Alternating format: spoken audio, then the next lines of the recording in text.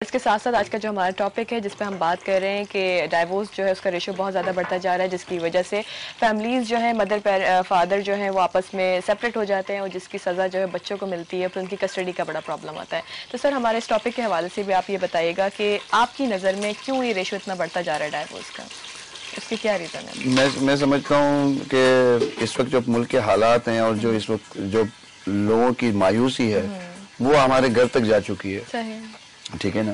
اب جب آدمی باہر کے معاملات سے گھر کے اندر آتا ہے تو وہ ڈیفینیٹلی جو گھر کے باہر نہیں کر سکتا وہ سارا جو ہے وہ گھر کے اندر نکالتا ہے، جس کے ریئیکشنز پھر آتے ہیں فیملیز کے اوپر، اور جس کا بیسک جو سب سے بڑا نقصان پہنچتا ہے وہ بچوں کو پہنچتا ہے۔ صحیح ہے نا۔ تو میرے خیال سے جو ہے یہ اگر ملک کے معاملات اور حالات بہتر ہوں تو میں سمجھتا ہوں کہ جب آدمی کے جیب میں پیسہ ہوتا ہے تو وہ ان تمام چیزوں سے کافی اوائڈ کرتا ہے، اور پھر اس کے گھر کے ماحول، جب گھر میں آپ جاتے ہیں تو گھر کے اندر ایک خوشگوار ماحول انسان کو چاہیے ہوتا ہے۔ جب آپ کے گھر میں تنگی ہوگی اور آپ کے سورس آف انکم جو ہوگی اس میں کمی آئے گی۔ اب آپ دیکھیں نا کہ ایک 10,000 کے اندر آدمی ایک اپنا گھر کیسا چلائے۔ ایک آدمی اگر 15,000 میں اگر 2 بچوں کو پال رہا ہے تو اس کی گھر کی فیس، اس کے اسکولز کی فیس ہے، اس کی پھر اس کے ایکسپینسز ہیں بچوں کے۔ آپ کی بات کو کنٹینیو کرتے ہیں، اس وقت ایک اور کالر ہے۔ السلام علیکم۔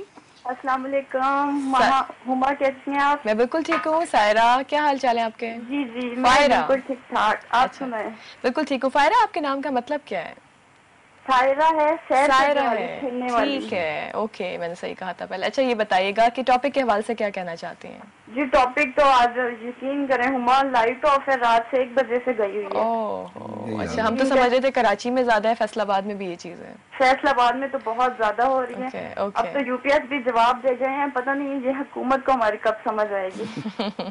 ٹھیک ہے، اچھا تو آپ کو ٹاپک نہیں پتا۔ ٹاپک آج کا ہمارا یہ ہے کہ ڈائیورس کا جو ریشو ہے بہت زیادہ بڑھتا جا رہا ہے، جس کی وجہ سے جب سپریشن ہو جاتی ہے، ماں باپ الگ ہو جاتے ہیں تو بچوں کی کسٹڈی کا پرابلم ہوتا ہے، بچے سروائیو کرتے ہیں۔ اس حوالے سے آپ کیا کہنا چاہتی ہیں؟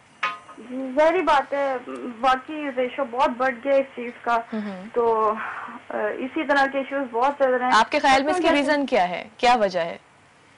میں تو اصل میں لڑکیوں کو بلیم کروں گی جن میں بالکل صبر نہیں ہے، پیشنس نہیں ہے، ٹالرینس ہونا چاہیے، ٹھیک ہے، صبر سے برداشت۔ وہی بلکہ میں یہی بات کر رہی تھی کہ ایام فاطمہ چل رہے ہیں، تو آپ بی بی فاطمہ کے حوالے سے بھی بتائیں کہ کس طرح انہوں نے بچوں کو پالا، اتنا صبر، پیشنس، وہ تو رول ماڈل ہے ہمارے لیے۔ بالکل صحیح، نو ڈاؤٹ۔ کل بی بی کی شہادت بھی ہے، تو اگر آپ کل اس سلسلے میں کوئی اچھا سا پروگرام کریں تو بڑی خوشی ہوگی۔ بالکل بالکل، بہت شکریہ آپ کی کال کا۔ سر ابھی جو میں آپ سے پوچھ رہی تھی تو یہ بتائیے گا آپ کے خیال میں اس کی ریزن کیا ہے؟ آپ اپنی بات کو وہیں سے کنٹینیو کریں، آپ حالات پہ بات کر رہے ہیں۔ جی میں حالات پہ بات کر رہا تھا کہ جیسے کہ ابھی محترمہ نے یہ بات کی فیصل آباد کی، کیونکہ فیصل آباد میرا سیکنڈ ہوم ہے، بینگ اے ٹیکسٹائل میرا ایک ایکسپیرینس رہا ہے اور میں ابھی بھی ٹیکسٹائلز کو دیکھتا ہوں۔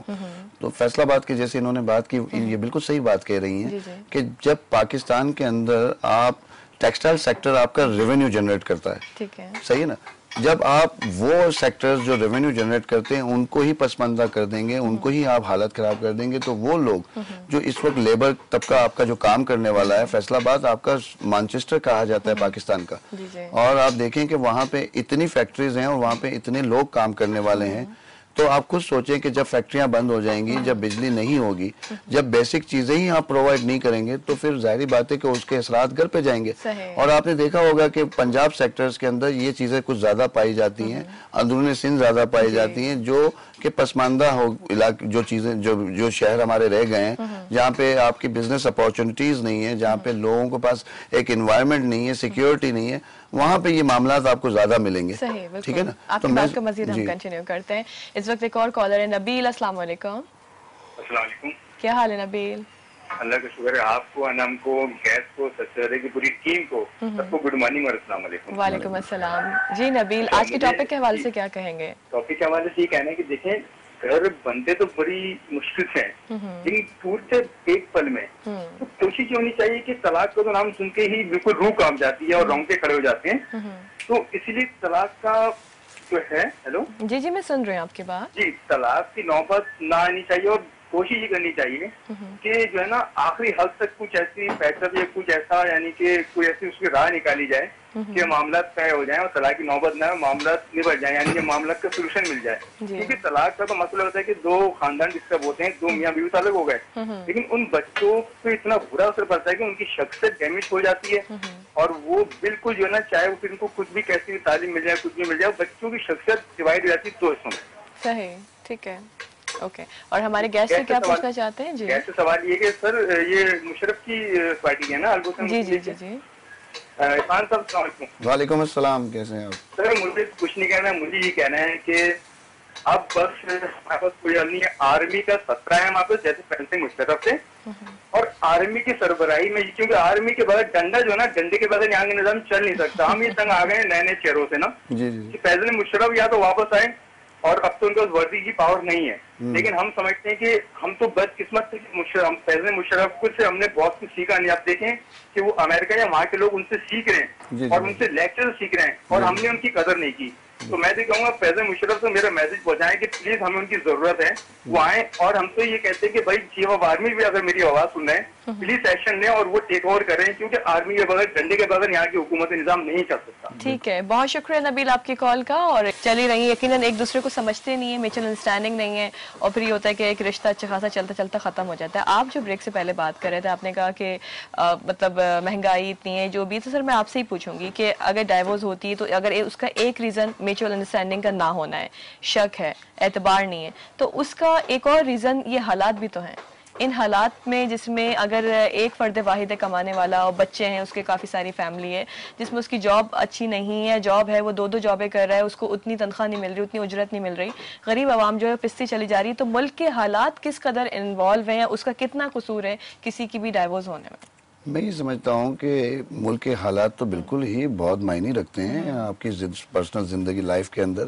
کیونکہ ملک کے اندر, جیسے میں نے پچھلے آپ کی بات ہماری جب ہو رہی تھی تو میں نے آپ کو یہی کہا کہ اگر ملک کے حالات اور انوائرمنٹ اور سیکیورٹی اگر اچھی ہوتی ہے تو انسان اپنا ریونیو جنریٹ کرتا ہے اور وہ گھر میں لے کے جاتا ہے, تو وہ گھر کے جو معاملات ہیں وہ بہتر ہوتے ہیں. مگر بعض اوقات ہم نے ایسے بھی کیسز دیکھے ہیں کہ جس کے اندر کمپرومائزز یا مس انڈرسٹینڈنگز یا آپس میں انڈرسٹینڈنگز نہیں ہوتی, تو اس کی وجہ سے بھی الٹیمیٹلی جو نقصان پہنچتا ہے وہ بچوں کو جاتا ہے. میں سمجھتا ہوں کہ اس کے اندر بہت ہی وہ کام کرنے کی ضرورت ہے. آپ کا میڈیا اس وقت جو ہے وہ اس پہ کافی کام کر رہا ہے. اس وقت میڈیا, آپ کے سارے پروگرامز, مارننگ شوز سارے دیکھے جاتے ہیں. تو میں سمجھتا ہوں آج آپ نے جو یہ آج ٹاپک لیا ہے یہ بہت اچھا ٹاپک ہے, اور میں سمجھتا ہوں کہ اگر کسی ایک کی لائف اگر خراب ہوتی ہے تو اس کی ایک کی لائف خراب نہیں ہوتی, اس کے ساتھ اس کے بچوں کی لائف, پھر اس کی فیملی کے پیچھے اس کا وہ امپیکٹ کچھ نہ کچھ چھوڑ کے جاتا ہے. تو میں سمجھتا ہوں کہ ہمیں میڈیا کے تھرو اویئرنس دینی چاہیے, اور پھر دعا کرنی چاہیے کہ اللہ پاک ہمارے ملک کے اوپر رحم کرے, اور ایسے لیڈر ہمارے ملک کے اندر آئیں, دوبارہ پرویز مشرف صاحب جیسے لیڈر ہمارے آئیں, جبکہ ملک کے اندر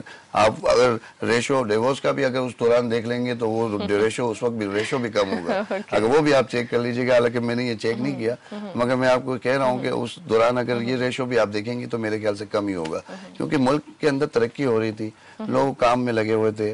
پہلی بار کراچی میں ڈیولپمنٹ ہو رہی تھی, اتنا کام ہو رہا تھا, ہم دیکھ رہے تھے, آپ دیکھتے تھے کہ سٹی ناظم مصطفیٰ کمال بھائی, میں بڑا کریڈٹ دیتا ہوں ان کو, میں پرسنلی ان کو بہت لائک کرتا ہوں, اور ان کی ورکنگ میں دیکھتا رہا ہوں اکثر, میرے وہ آئیڈیلز بھی ہیں, صحیح ہے نا. تو کام ہو رہا تھا اور ہم دیکھ رہے تھے. تو یہ سارے اثرات جو ہیں جتنے لوگ کہ آپ نے نام لیے اس میں بہت سارے ایسے لوگ ہیں جب پارٹی میں آتے ہیں, بہت سارے لوگوں نے اچھا کام بھی کیا ہے, لیکن جب لوگ اقتدار میں آتے ہیں تو بہت دعوے کرتے ہیں کہ ہم آئیں گے, ملک کے حالات بدل دیں گے, یہ کر دیں گے. آپ یہ بتائیے جو ابھی کے آج کل حالات چل رہے ہیں, تو ان حالات میں اگر آپ کی پارٹی اقتدار میں آتی ہے تو کیا ملک کے حالات بدل جائیں گے؟ کیونکہ چہرے تو بدل جاتے ہیں لیکن نظام اور حالات نہیں بدلتے ہیں. دیکھیں اتنا آسان نہیں ہے. جیسے کہ 99 میں نے آپ کو بتایا تھا کہ پاکستان ایک جو ہے فیل کنٹری بن چکا تھا, کوئی ہمارے پہ بھروسہ نہیں کرتا تھا. آپ نے دیکھا ہوگا کہ جب ارتھ کوئک کے اندر پاکستان کے اندر جب اتنا بڑا حادثہ ہوا تو جنرل صاحب نے جو ہے 40 کنٹریز کو دنیا کے اندر یہاں پاکستان میں کال کی, اور وہ 40 کی 40 کنٹری پاکستان میں آئی. اور آپ کو یاد ہوگا کہ ہمارا ٹارگٹ جو تھا وہ تقریباً $6 ارب کا تھا, اور ہمیں لوگوں نے $8 ارب دیے. یہ ہوتی ہے آپ کی کریڈیبلٹی, کہ آپ کی کیا کریڈیبلٹی ہے. آج آپ دیکھیں کہ فرینڈس آف پاکستان, آپ کے پریزیڈنٹ جو اس وقت صدر زرداری صاحب ہیں, انہوں نے 4 साल पहले जब पाकिस्तान को जब पाकिस्तान में उन्होंने इलेक्शन जीत के जब सदारत की पोजीशन पे आए तो उन्होंने सबसे पहला कारनामा अंजाम दिया, फ्रेंड्स ऑफ पाकिस्तान बनाया। फ्रेंड्स ऑफ पाकिस्तान में आपने देखा किसने साथ दिया? किसी ने साथ नहीं दिया, क्योंकि आपके ऊपर ट्रस्ट नहीं है।